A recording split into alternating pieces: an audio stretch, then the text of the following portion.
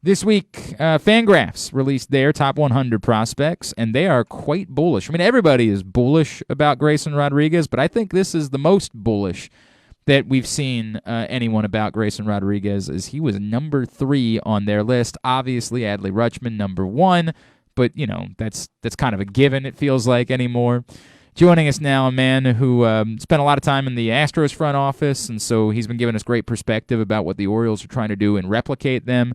And we'll talk to him, of course, about the top 100 list. He is FanGraphs' Kevin Goldstein, and he's back with us now here on GCR.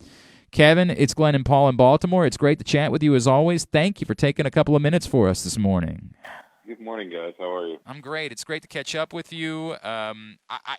This thing with Grayson Rodriguez, I don't want to say I'm blown away because I think we all know that Grayson Rodriguez is thought of as the top, if not one of the top pitching prospects in all of baseball. But I've heard arguments, right, and I'll present them to you. I've heard arguments from people that we haven't seen Grayson Rodriguez work deep enough into games yet to know how he handles that. Why is that something that your team maybe is not quite as concerned about when it comes to Grayson Rodriguez? Well, I am not going to say we're not concerned about it. I think we are concerned about it, but the way we as an industry bring up pitching prospects, I don't know which pitching prospects has answered that question That's for fair. you, if that makes sense. Like, Yeah.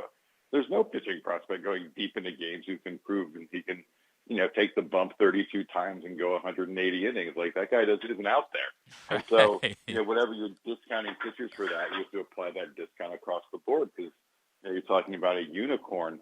We talk to people throughout the game, scouts, analysts, executives, everybody. We bounce this list off of maybe nearly 100 people in the industry when we do this. And, when you talk to people who have access to things we don't, which is the pitch data from the minor leagues, Grayson Rodriguez's pure stuff there's just no contest, to be honest with you, between him and the other pitching prospects in baseball. It is absolutely dominating stuff. You're talking about a guy who has 4+ pitches, and some teams have multiple 7 grades on his arsenal. This is overwhelming stuff. Wow. And at the end of the day, that's what made us so comfortable putting him this high on the list. Is there any way to get a sense for if someone's stuff is so good that, like, the idea of what happens the third time through an order, like, that conversation just doesn't matter? And I'm separating this from other prospects, but just looking at Grayson himself, is there a point at which the stuff is so good, what are we talking about what happens the third time through the rotation? It's a really good question. And, there's a couple of things, and this goes back to the unanswered thing about every pitching prospect, which is, what does it look like in the 7th inning? We don't know that too well with Grayson Rodriguez because we haven't seen him in the 7th inning yet. And so, there might be a bit of a downtick. He might lose his command a little bit. And so those are unanswered questions. I'm always of the belief that at any point in baseball, there is always, it's a single-digit number, somewhere between 5 to 10 guys where you don't care about what you just said, where you just don't care about the third time through the order. You don't care about the fact that his pitch count's gotten up to 103. There's always about 5 to 10 guys, and the Garrett Coles of the world, the Max Scherzers of the world. Justin Verlander used to be one of those guys. There's always a few of those guys, and it's really hard, if not impossible, to say who those guys are going to be when they're prospects because of what we just talked about. They just haven't. We just don't have enough data for them even trying to do it. I completely understand that. How close is like the assumption is if there's a baseball season, Kevin, and I hate the fact that we're using that term, but it is what it is. The assumption that we've got here is that if Adley Rutschman isn't up on day one, he's up, very shortly when the service time thing isn't a factor. How close do we think Rodriguez is at this point that, like, there's nothing left for him to prove? He just should be at the major league level. Be damned what it is that the Orioles' plan is necessarily. There's no reason for him to continue to be there. Yeah, obviously in a perfect world, we'd have a CBA in a baseball season, but more importantly, we'd have a CBA that has a rule set that encourages teams to put their best product on the field. Right. So a lot of it kind of depends on what the CBA looks like as far as when we're going to see Grayson Rodriguez. He's one of those guys where, he could pitch in the big leagues right now and on the right day just outstuff guys, if that makes sense. And that's the thing. Like, he could just show up and just kind of outstuff you. there are still some things to be done, and this goes back to trying to help him become the guy we were talking about earlier about things like pitch efficiency, and sequencing, and kind of harnessing the stuff a little better. There's certainly some work to be done. There's some things in the margin, some work around the edges. If they needed him, they could count on him, but I think they're going to give him a little bit of time to handle those things. So, when you're watching the Orioles game next year, you're not saying, hey, we're in the fifth inning, Grayson Rodriguez has thrown 92 pitches. You're saying that in the sixth or the seventh. And right. so, that's what you're hoping to do right now is the stuff is there, and now it's time to really kind of harness it and polish it and turn him into a pitcher. He is Kevin Goldstein. He's with us here on GCR. Kevin, I'm gonna give you the same question I've been giving everybody, and I look, we everybody knows what Adley Rutschman is. What amount of risk is left at this point? You have to understand in Baltimore there is still this like Matt Wieters residue, where Matt Wieters was a really good baseball player, but yet is treated as a bust because he was supposed to be the Messiah, right? The way that this rebuild has gone for the Orioles, it seems like there is very little wiggle room for how they could get there if Adley Rutschman doesn't become a true transcendent superstar, right? Like he could become a quality Major League Baseball player, but yet the Orioles as a whole might still be in trouble because there's just not a lot there for a roadmap to making this happen if he's not this transcendent star. How certain is it that he really is that guy and it's just a matter of time before we get to see it in the major leagues? It's very uncertain. He's a prospect. Yeah. And that's the reality of it. I'll be honest with you guys. I disagree with the presumption in the question, in the sense that if Adley Rutschman's not a superstar, the Orioles, boy, their whole process is just a mess now. If he's a good player, they could still do this, and if this guy's a 3 or 4 win player instead of a 6 or 7 win player, they got to find 3 wins somewhere. That's a lot.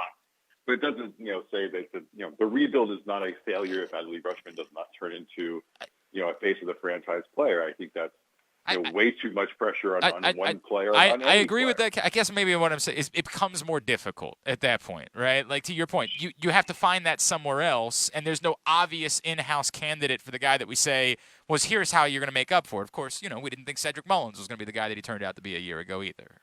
Right, you got to find a lot of players, and I think the perfect example in the last decade is Mike Trout. Mike Trout's been the best player in baseball for nearly a decade now, often being an 8, 9, or 10 win player, and it's not enough to get the Angels into the playoffs. Right. There's no baseball is a very different game than say, the NBA. Like one guy cannot be your savior. A team has to be your savior. And so, I think Adler's going to be very good, and he might be that franchise superstar. But anyone saying even when you're the number 1 prospect in baseball, saying that chances are more than 50%, he becomes this kind of, face of the franchise, consistent year-over-year MVP candidate is wrong. That's just not how it works. Prospects fail at a remarkable rate. You can't just go down a prospect list and go, well, I'll tell you right now, like when we got Rutschman catching, and we got DL Hall and Grayson Rodriguez pitching, and we got Colton Cowser and then Henderson Kierkegaard and Kyle Stowers in the outfield. You can't do it that way. Right. Because some of these guys are just going to fall off. And I do think one thing the Orioles have done a really good job is creating depth, like as far as like just going down the whole system, not just number 1, but number 21. I think it's got a good chance to be a big leaguer, and I think that's something that they're really good at. They draft very well with that kind of thing in mind, and so, in terms of creating the kind of depth they need, that I have more confidence in than any prospect becoming kind of, a mind-bending superstar. Hey, Kevin, it's Paul. You brought up DL Hall as being a part of the Orioles rotation briefly there. This is his 5th year in the organization. I get that he was drafted out of high school, but he's never thrown more than 90, 91 innings in a season. Last year, he only got 7 starts before he had the stress reaction in his elbow. He's finally back on a mound. Is this kind of like, I wouldn't say a make-or-break year because he's still so young, but is this a big year for him to prove that he can be a rotation guy, or do you see him ultimately ending up in the back end of a bullpen? Yeah, I think the last part of your question is the real key one. Like, make or break for his future, no. Make or break for his future role, maybe, and I think that's maybe where we're at is like, it's so hard to start. And, when you have a guy with DL Hall's stuff, which is just tremendous, it's really, really good stuff. You try to make that a starter for as long as possible, right? But at some point, players scream at you, "I can't do this," and it happens all the time. And there's a chance that DL Hall is starting to say that, but I'm not ready to say, "Oh, he's a slam dunk reliever." He's definitely, the industry term is reliever risk, and DL Hall has a very high reliever risk. Chances are probably greater than 50% that this guy ends up a bullpen arm, and then maybe we can utilize him right and make him a multi-inning bullpen arm, a real weapon. But whether he can start or not is still very, very much in the air. And I think they'll definitely give it another shot again this year. But if something goes down in terms of an inability to pitch or inability to get even 5 innings, then you start to say, hey, maybe this guy's just telling us we should use him in shorter stints. Kevin Goldstein from FanGraphs with us here on GCR. Kevin, I want to transition from that to you brought up the depth that they've built up. Are you as confident about that when it comes to the pitching? Like, obviously they've been taking a lot of bats early in draft. That's what they've been doing, right? College bats. That's been the concept. Are you as confident that there is enough pitching there that if things start working out with Rutschman and Rodriguez, that they can put together a championship caliber rotation in the next 3 to 5 years? The counter to that is, will they be allowed to spend money to do so? Right. No team can do that completely from their own system. That would be an incredible achievement. There are guys below Rodriguez and Hall. Kyle Bradish definitely comes to mind as a guy who I think could be a big league starter. There's more than that in terms of depth pieces. There's some nice younger arms in the system, guys who are we're not going to hear about knocking on the door of Baltimore anytime soon, like Carter Baumler, who I like quite a bit. But no team does that, and that's the one kind of open question that we will figure out. I just it's a very understandable thing to kind of try to mirror what's happening in Baltimore with what happened with Houston, just because it's the same people in charge, right? Of course. And the one thing that I know happened was that the owner said, "Hey, when you guys need to spend money, I'll let you spend money," and that happened. Yep. And I don't know what Michael Elias and company has been told by Baltimore's ownership, but at some point, every team needs to spend money. No one can create a championship from within. You can create a heck of a core, but at some point, you need to fill in the boxes. You need to fill in the slots. And you need to do that through trades and free agency, and that takes money. That takes tens and tens of millions of dollars added to the payroll. And the question is that going to happen? And if so, that's kind of the one unknown we have right now. I think we know Baltimore can draft well. I think we know they can develop players, and now we need to know what their process for external transactions looks like. Can I speak to that? And obviously, your experience with Mike Elias. Do you think that the draft philosophy changes? We're assuming that it's going to be the number 1 pick again this year. Of course, that still has to be confirmed, obviously, at some point via these conversations. But we're assuming it's the number 1 pick. At any point, do they need to change the philosophy? Do they need to draft more arms early on, or do you stick with this thing and then assume, hey, if you've gone this far, it's got to be because the plan is you're going to spend the money that's necessary? I mean, they did also, move the left field wall back to try to make it more pitcher friendly at Camden Yards. Do you think the draft philosophy stays the same moving forward? Yeah, I think it does, and I think it's just proven to succeed. I think they have taken players who've made the most sense for them of late, but I don't think we should read into that Baltimore wouldn't take a pitcher early. Okay. Or wouldn't take a pitcher first. I just don't think that's the case. I think it's important to note that this year's draft class is very dominated by position players. Right. It would be a real surprise. Obviously, we're talking at the end of February, and the way players change is remarkable between now and the draft. But right now, I don't know who that guy is who would maybe even be considered by Baltimore. And so, even if they did take a hitter, you can't. And you say, "Oh, Baltimore doesn't take pitchers high."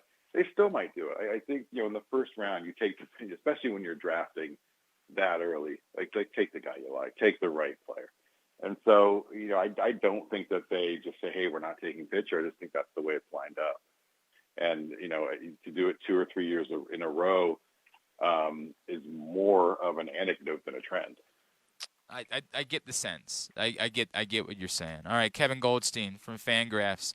What can we plug for you? Obviously, we're going to link up the prospects and everything you guys have going on. But what else can we plug for you as far as what you're doing, what FanGraphs is doing? I have a podcast called Chin Music. It comes out every Friday.